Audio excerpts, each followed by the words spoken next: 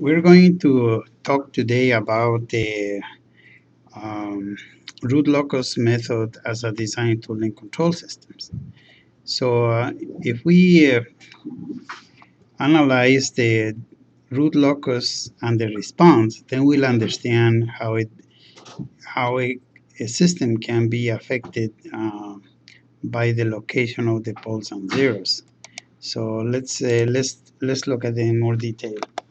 So we have in here, for example, a root locus that starts at this position right here, and then the root will go this way.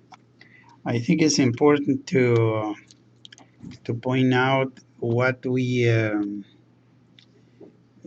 the roots move. Like when k is 0, this root would come like this, and then it will go like this.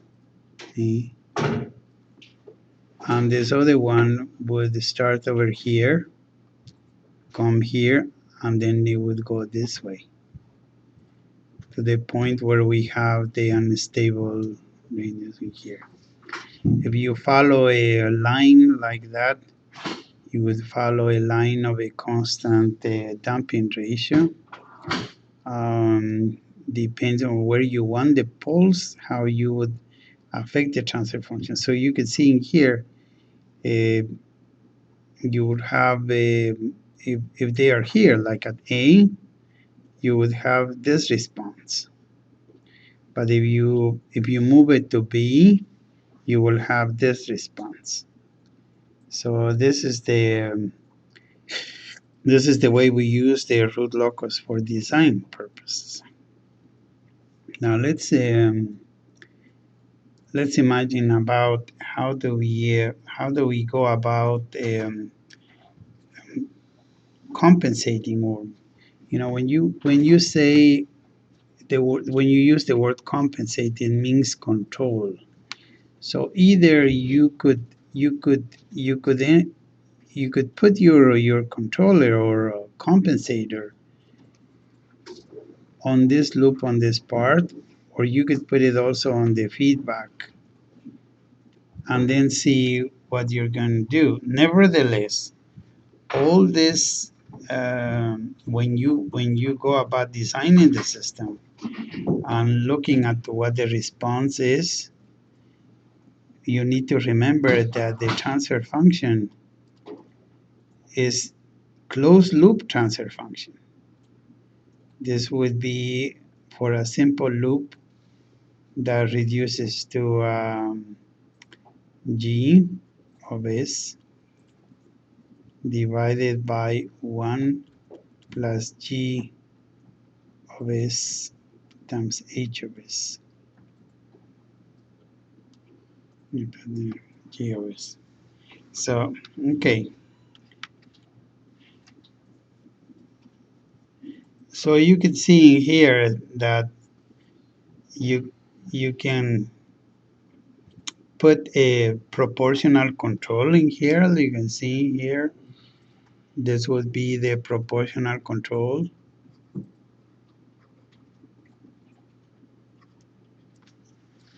And this one obviously is an integral control.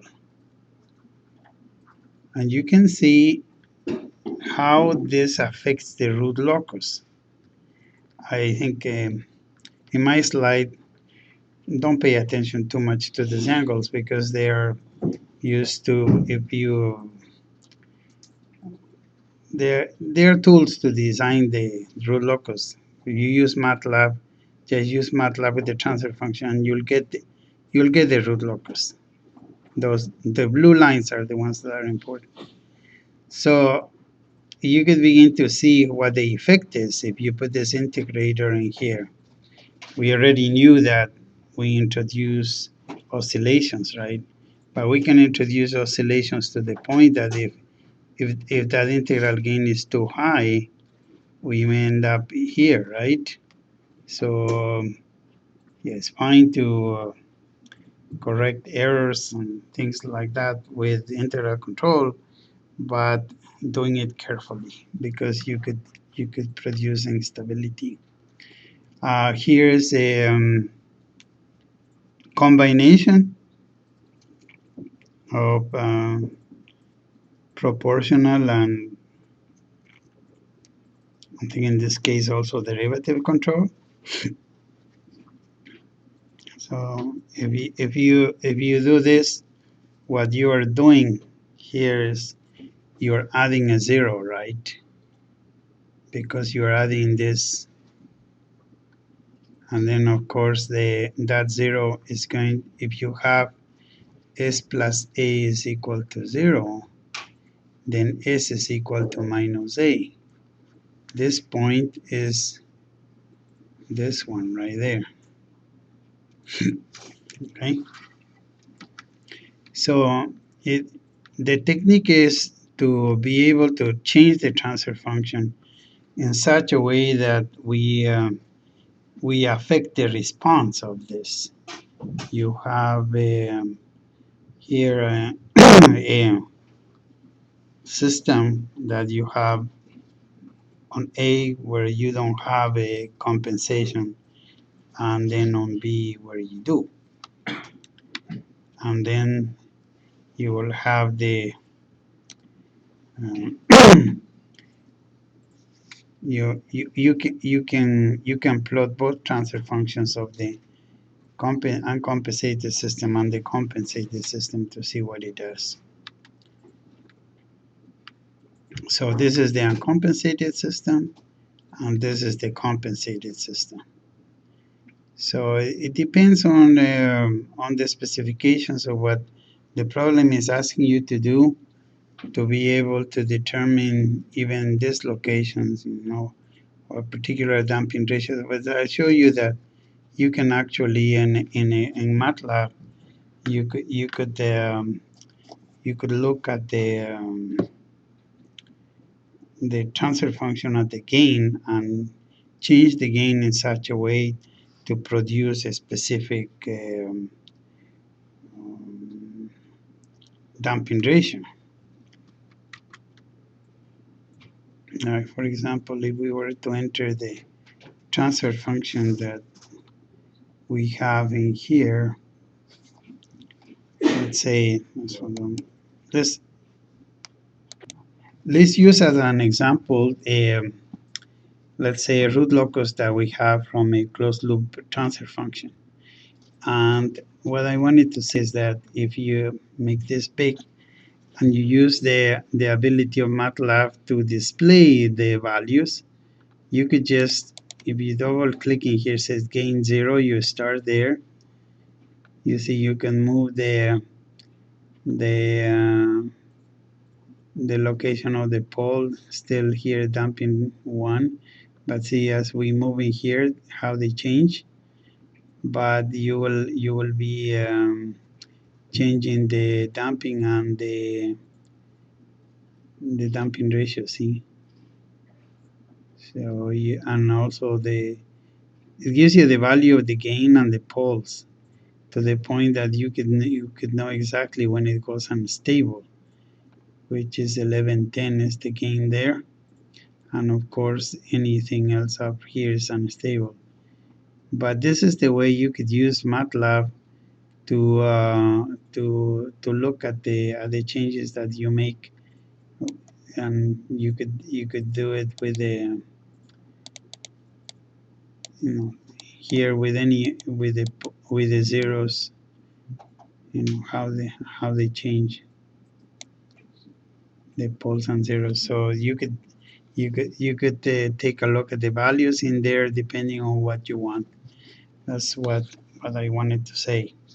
So let's go back to our presentation here, and so you would have different situations where you you have the uncompensated system, for example, with integral control, um, and you have the compensated system that gets rid of the steady state error.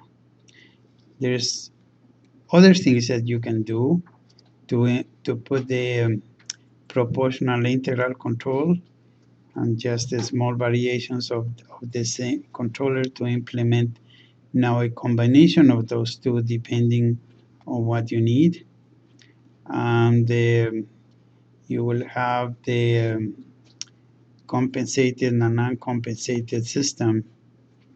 Um, when we have these changes of where the poles are by using this kind of control system. And so it's a matter of fine tuning what you want on the control, on the compensator, to get a response based on the requirements of the design. Like for example, in here we had damping ratio of 0.17. You could have to go over here to get the value of the gain. Okay, so these are the different kinds of values that you can try to make it do different things. And of course, if you take the test, then you will see the results, whether you're meeting the design requirements or not. And you could try derivative control and try different things. By using the root locus plot, you could see exactly what's going on. Here you have an uncompensated system. Let's say you do a 0 at -2, you get this line. You get a 0 at -3, you get the black line. You get a 0 at -4, you get this blue line. So it depends. See, this is the way you are changing the overshoot, and you are changing also how quick the system responds. And that is the use of the root locus method um, to compensate for the controls.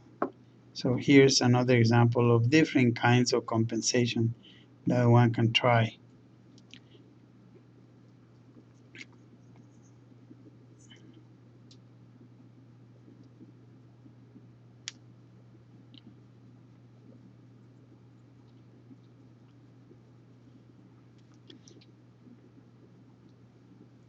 So we could look into specifics of doing different things with the location of the poles, but the idea is the same as we had in the figure just above here, is to be able to get the response. And every time we do this change, you can test it to see whether you reach your design goals.